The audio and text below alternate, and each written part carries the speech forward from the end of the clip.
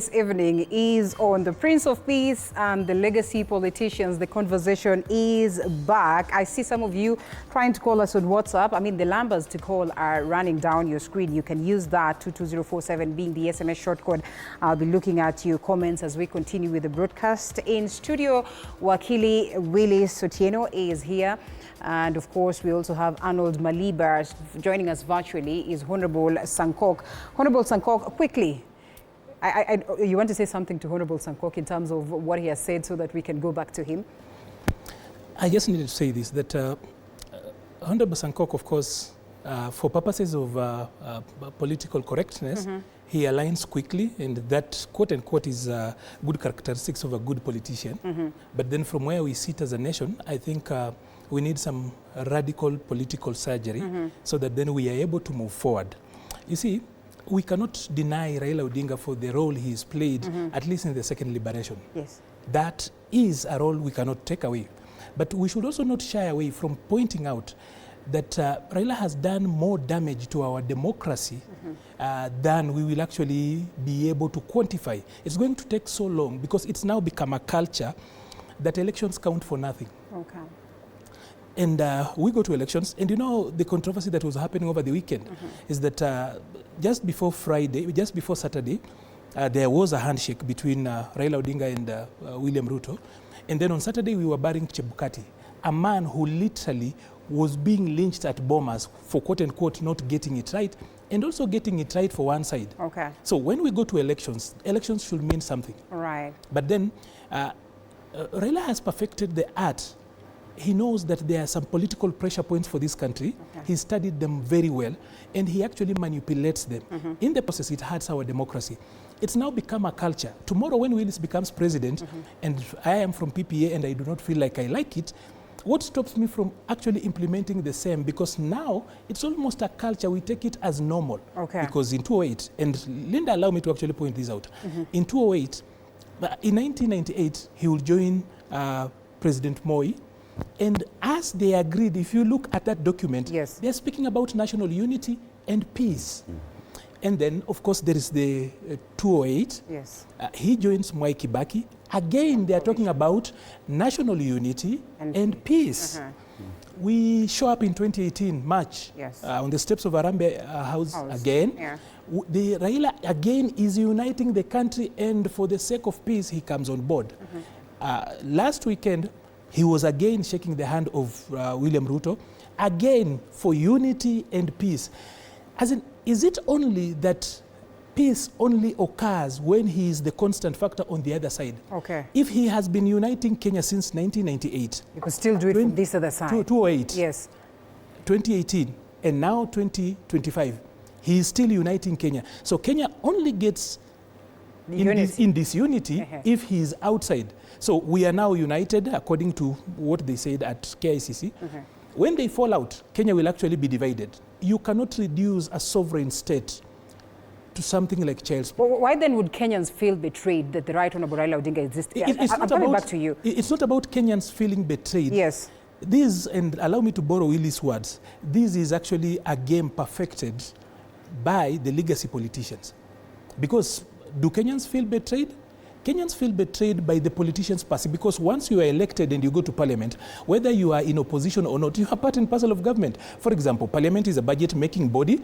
It's not a late endorser to the budget-making process like it used to be in the days of old. Okay. So anyone in government, or rather anyone in parliament, is part and parcel of governance. Okay. Because there are instruments like the PAC, those committees and the others. They are part and parcel of our governance. So you can't say that we are in opposition, but you are in parliament. So Kenyans feel disappointed in all what Willis is actually calling the legacy politicians. But the point is, I just wanted to speak to Honorable Sankok's words that now Kenya is united just because Raila is in. When he joined Moi, I thought Kenya was united from 1998 and we did not need any more unity. Then he shows up, probably he came to repair in 2008. It had been torn. So he comes in to repair. and then he shows up in 2018. Why would he be? Yeye peke yake ndio fundi wa unity. Okay, hold it. And we seem to be having a problem with these ones that you call legacy politicians. We come to you shortly to find out how best we can aim them out. But of course, we loop in Honorable Sankok on the other side. Maliba raises a very important point that perhaps political correctness is what puts you in the situation where you are, perhaps in the space that you're in today. Honorable Sankok, would you say that political correctness has costed us the parliament today, the 13th parliament to be precise? Linda, let me start by, first of all, asking Willis, how does he keep my records of when I spoke and what I said? I don't know where he have those records. Anyway, but coming to Maliba, please, first of all, allow the family of Chebukati to mourn in peace. It is very painful to lose somebody. So don't bring him up in such a conversation. I plead with you. Secondly, when you talk about Raila as a Prince of Peace, and you mention the dates that he had actually brought Kenya together on a negative notion, because you are blinded by political, socio-economic new colonizers to see only something dark in our continent. You know, Linda, nowadays I'm in the geopolitics, and I understand very well that when we were admitting Democratic Republic of Congo, we were told by the former colonizers of how civil war is in Congo. When we were admitting Somali into EAC, they were an East African community. They told us about the dark things about Somalia. But for me, I chose to see the positive thing. Somali bring on board a longest coastline that will enable us to do business. Still here, on the issue of Raila, I decide to see the positive side. I will not be like my friend there who sees the dark side. Yes, you agree with us that in 1998, Kenya was torn apart. It is only because of Raila Odinga being a gentleman enough that he brought Kenya together. In 2007, 2008, the post-election violence that took us to ICC, there was a political genocide mantra in Kenya going around, 41 against 1. It was because of Raila. And we're privy to that history, Honorable Sankok. Is Raila who brought that peace. So please, see the positive side of what Raila brought on board. It was not Raila that was blocking roads. It was not Raila that was killing Kenyans. It was Kenyans killing each other in post-election violence. It was Kenyans burning Kenyans' houses. But because Raila is a gentleman enough, he decided, okay, even if my voters think that I've won the election, I have decided that let Kibaki take the presidency, and then he was offered the prime minister. So, what makes you think, Honorable Sankok, quickly, or better yet, we're going to come back to you, because then we want to understand what exactly do you refer to as peace? Because we saw the Gen Zs out, of course, protesting against, the reign of Kenya Kwanza. Then the question would be, do you suppose it's going to be different now that Raila is, having an agreement, the broad-based agreement? And before we get a hold of Honorable Sankok, gentlemen, we come back to you. We talk about peace, peace, peace, peace. Do you think this is going to quell any form of, uprising, if you'd want to call it, that will be Gen Z oriented? Should we say that what happened last year is what happened and is not likely to play out again? One thing the legacy politicians have refused to understand, the Kenyan people are very united and they're speaking with one voice. The only people who are not in that unity are the legacy politicians. The Kenyan people are united in their clarion call that Ruto must go. Okay. That unites the whole country, irrespective of where you come from. But the legacy politicians will want to make you think, and you're going to see them very soon. I know how they think. They'll start saying, oh, we're uniting Kenyans based on what? Based on tribe. But Kenyans are already united on the clarion call of Ruto must go, because he has caused economic pain to all Kenyans, irrespective of their tribe, irrespective of their age. That is what unites us. But legacy politicians are not seeing it. Sankok can sit comfortably in Narok, enjoying the comfort of his mansion, when there is right now in Narok County Hospital There's a young lady who has given birth that is detained in that hospital because she can't pay 10,000 Kenya shillings. Linda Mama is not working. Right now in Narok, we have a kid who was supposed to be in university, who was supposed to report to university this year, has not reported. Right now in Narok, we have schools that are not able to feed their kids because school capitation has not been delivered. Right now in Narok, we have somebody who is forced to take a boda and become a boda rider, and yet is a graduate teacher because there are no jobs available for him. So to them, everything is fine. But to the Kenyan people, the economy is in shambles. And they are feeling this economic pain. And the healthcare system is not working. Are they act to a point where then they'd be able to abe off or abe out these legacy politicians? Because if you're going to name them and look at their political history, these are people who've been in the game long enough. You know, the beauty of it is this. Led by the Gen Z. Because for the first time, and I have faith in our young people, because for the first time in the history of the earth, not just of Kenya, for the first time in the history of the earth, we had the largest demonstrations ever seen in the capital and across the counties. Over 37 counties participated. Organic and with no leader apart from the young people themselves leading us, and not championing on tribal agenda, but on a common national agenda. And do you think it yielded any form of fruit? Of course, even what you're witnessing, the coming together of the legacy politicians, is more of a reaction to the threat that is coming from the June 25th movement. So everything, even the impeachment of Gachagua, is just as a consequence of that. This kind of broad-based handshakes that you're witnessing is more of a reaction. So the young people are shaping the political discourse in this country. So the ones who are under attack are trying to come together to deal with that challenge that is posed. But I assure you, just like they lost on the 25th of June last year, they will also lose on this particular occasion. And I say this, I'm informed by this. Yes.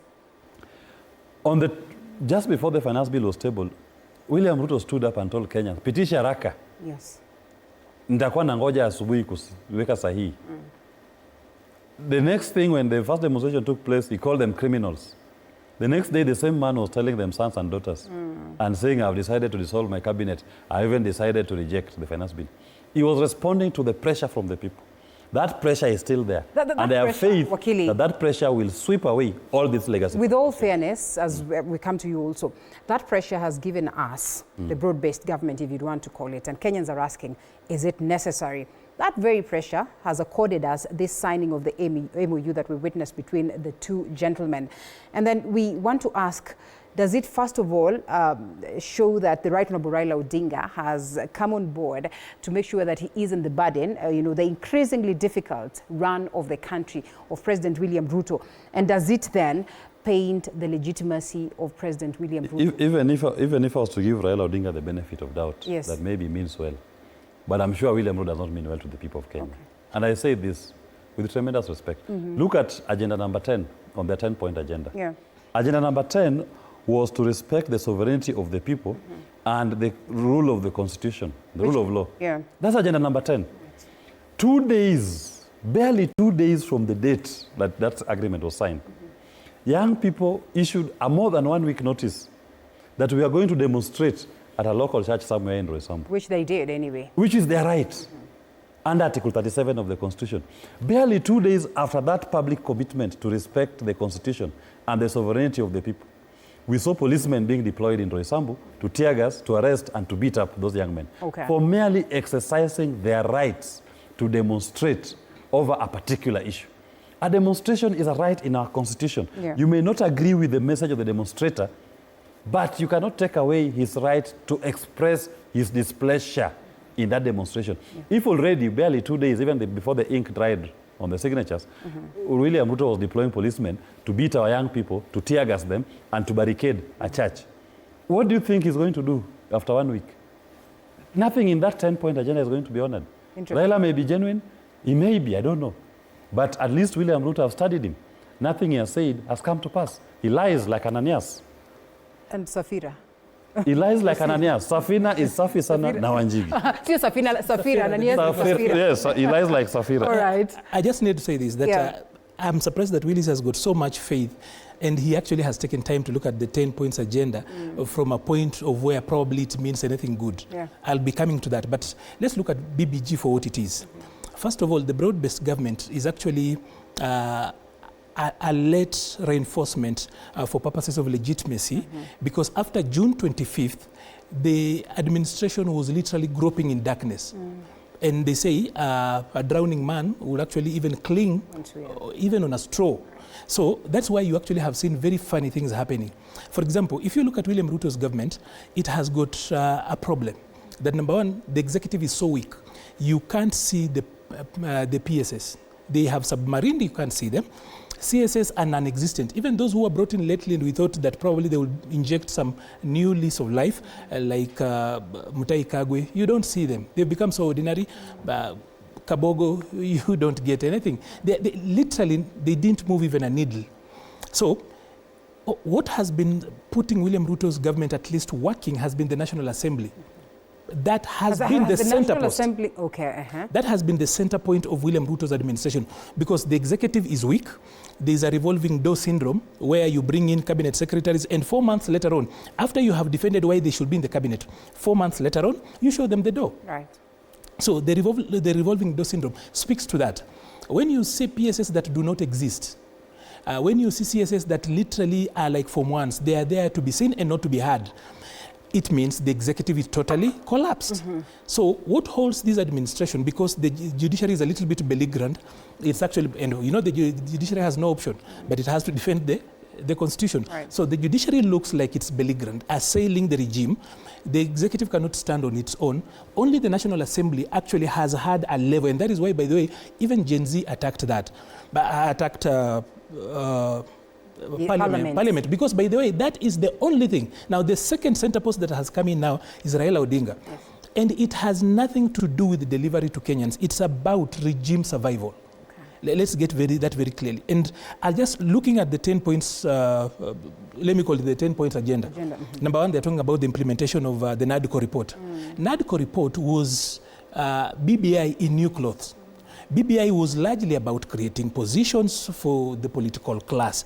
So even point number one has nothing to do with Kenyans. It's BBI. Unconstitutional in your view? Well, constitutionalism is how people get around it, whether they do it through the popular initiative or the people. But I'm just telling you that even agenda number one is not about the people, because it's BBI, but BBI in new clothes. Okay. Number two, they talk about inclusive in public life. They're only going to defenestrate Rigigi's people and creating positions for ODM's people. Nothing else. As in, when they talk, you are not going to see a Gen Z included in agenda number two. It has nothing to do about the people of Kenya. Number three, protecting and strengthening devolution. I can tell you 100% what this is going to be about. It will be about slowing and going slow on thieving governors from friendly constituencies or other counties. When they talk about strength, they will not be talking about adding money, but you will see governors who are stealing being protected. That is what agenda number three is about. Agenda number four, they talk about protecting and promoting the livelihoods of young people. I can tell you what they'll do. I have worked for young people most of my adult life. And I'll tell you this. They're just going to create a few youth forums. And in my language, they're going to create new bouncing castles to keep young people busy. Yeah. There will be nothing fundamental about young people. Agenda number five, they talk about leadership and integrity. They know this is the Panadol that soothes the public to actually relax. So they want to sing that language, that lullaby very loudly to ensure that the public relaxes. And number six, they're talking about the right to peaceful assembly and protest. Why would they be giving us what the Constitution has already given us? As in, you cannot give us what is actually our right. So this is also another way of actually making us feel like we are supposed to relax. They talk about agenda number 7, national debt. This government is going to be bigger. I know they are going to bring back CASS. That one you can take it for sure. They are going to bring back CASS so that they are bringing more people. They are simply going to take more debt to finance a bigger government. Again, nothing about the people. Number 8, they talk about fighting corruption. That's agenda number 8.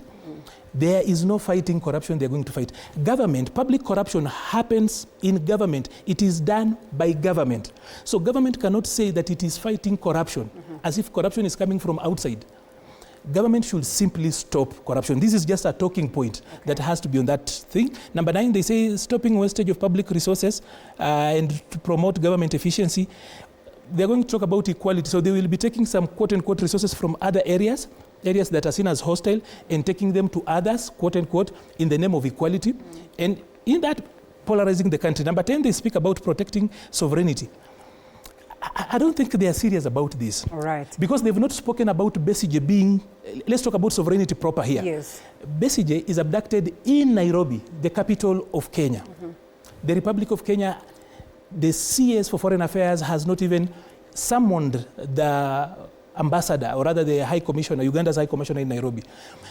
We saw our neighbor in the south trying to also abduct an activist here in Kilimani, and Kenyans actually had to come out. So there is nothing around here. So the summary of this thing is that this is not the MOU. This was for public consumption. There is an MOU that is behind this. Okay. This is a popular version to actually keep us, that is actually written in a way that actually makes us feel happy, but there is a real MOU that is actually sharing positions properly, complete to numbers and who gets what and who takes what. Okay. But this is a popular version and it has nothing to do with us. And I'd love to know, Mr. Director, whether we have Honorable Sankok, but before then, quickly, before we take a quick break, Wakili, what are the legal options that Kenyans would have to challenge such arrangements, if any?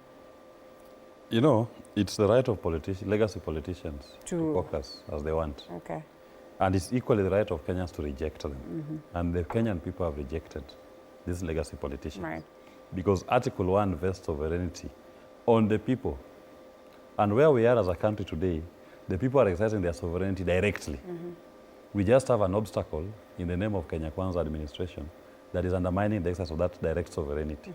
But their date with destiny is coming, and the Kenyan people will have their final say. Are you talking about 2027? I don't know. It may even come earlier. Who said it must wait? Who knows? It may come. Just like it almost came before the legacy politicians regrouped. Last year was a defining moment. Okay. That energy, I've never seen it.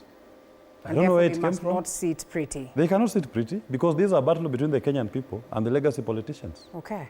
And the time will come when the wheat will meet the chaff. Yes. All right, at least the constitutional timeline that we are clear about is the 2027 elections, and therefore allow us to take a quick short break, and then we come back and pack some more on the formation of the IEBC, the 2027 elections, and whether Kenyans can cling on to Parliament, as Arnold Maliba would say, to be the savior of the day. After this break.